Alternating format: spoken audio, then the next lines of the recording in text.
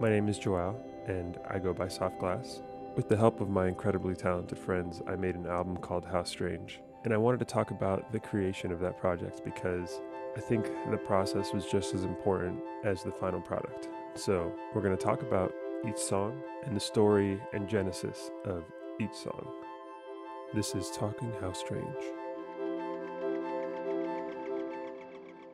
Today we're going to talk about Terrified of Time, which is probably the song that took the longest to make. I started making it in 2018 in LA.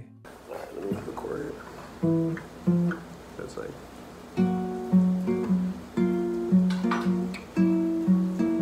And I ended up finishing it, a week before I had to turn the final mix in, which was late 2020. So a long time. The song is special because this is the first time that I work with Josh, Cautious Clay, as a featured artist and not an instrumentalist or a producer. My name is Josh, also known as Cautious Clay, and I worked on the song Terrified, and it was a terrifying experience. No, it was good. I can't even remember how it came together, but I remember feeling really excited about it. You invited me over for like a jam session. I remember I played you a part of it or something, and you were like, "Oh, that's cool, man." I was like, "Do you want to be on the song? Because it's like something I'm working on." And you were like, "Yeah, just come over like this week and we can figure something out." Yeah, it really was like that simple, I guess. I feel like I just wrote the verse super quickly, and from what I remember, we were just in the room and I just sort of laid it down, and I feel like the song had already been done like pretty much by that point. I also reunited with Stalking Gia, who I know is Tiffany, to write the song. Hello, I am Stalking Gia. I am an artist. I am good friends with our fellow soft class right here. I really love the accent that you decided. I don't know. I'm sorry. I got nervous and just put on some kind of persona. I also do an accent whenever I get nervous. Yeah.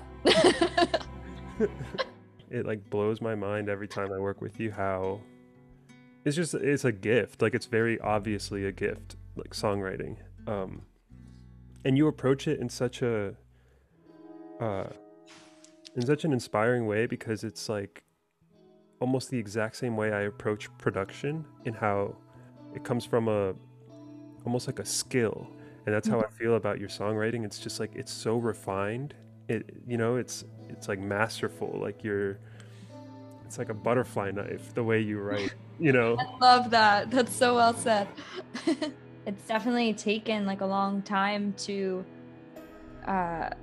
just figure out my process and what works best for me. And in the end, what that really is being in the room with the right people, feeling comfortable and safe enough to say out loud what your first impulse and feeling and melody and lyric idea is. We had written stuff before. We worked on Latency. Mm-hmm. It's so for real. It's a good thing. What a good thing. I can't let go of you. Like you would just come over and we would make a song from scratch usually, and it was more so just like an excuse for us to hang out. Yeah. Totally. But with this song, I remember I had done the guitar part, and I invited you over for a session because I was just like, I know Tiff is just gonna kill this. She's gonna bring the best out of this, and it was like too good.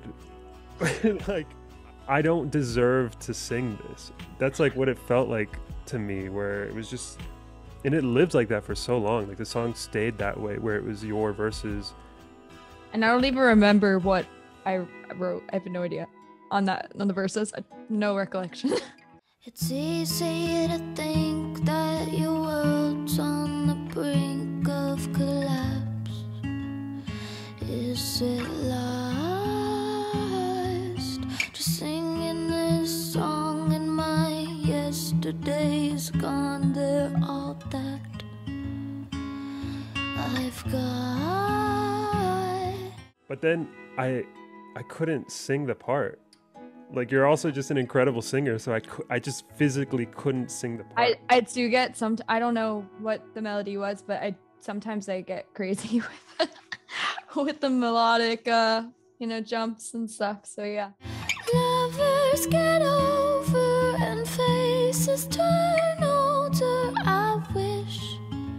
What I did kind of keep from that version was what I think ended up being the sentiment and like essence of the song, which is the one step closer to home.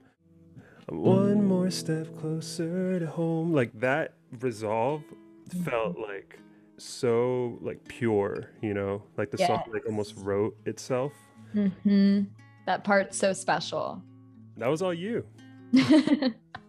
Yeah, that tagline just made sense, and it wasn't really thought out. It just came out. One more step closer to home. I'm Adam Strauss. I mixed this album with Joao.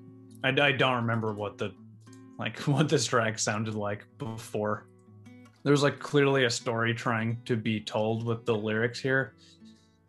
And it just like what didn't feel right to me, just like formally and narratively. And then you like reworked it and added in that kind of chorus section with that sub bass in the beginning. And I think you changed something else. I'm one more step closer to home. I can't wait.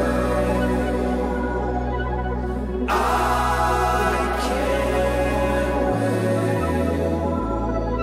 wait. And it just made it work so much better now. I think this track is just, maybe more than any other song on the album, a pure result of collaboration. I think right before we were about to finish, where you and I were like, okay, we need to finish the mix for this, I had one last session with Josh, and during that session, he was the one that was just like, yeah, man, I don't know, what if we add a chorus after that first verse? I'm so glad that you also took that idea. That was like, I feel like it really like made the song into something like special, because there was such a growth in it, It was almost like a very obvious choice to do that, but I never thought of it. Wait, verse, then chorus? Well, me, I'm Mr. Convention. Verse, and then the chorus, and then a verse, second verse, and then another chorus. What? Wow. It's almost as if this like time-honored tradition, like it just works. Yeah. And then I remember also from the video perspective, wearing that strap, that whole back strap, man, that was whole intense. Yeah. That was the first thing you shot too. That was like, hey man, welcome to the set. Let's strap you in. Get involved. He said, let's get involved.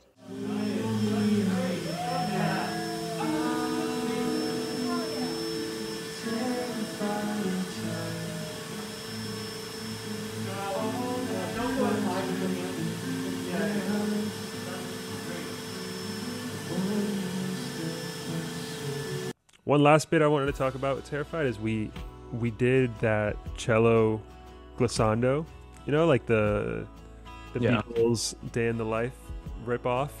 Yeah, I'm pretty sure that's exactly what we said. Because I think we wanted some kind of riser there, the effect of a riser to kind of like create tension before Josh's verse. Yeah. Here we go.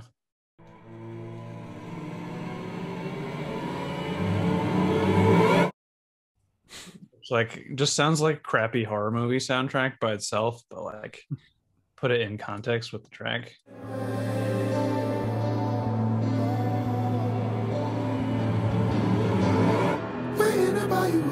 Like, all right, this is it's gonna build up into like the big chorus now.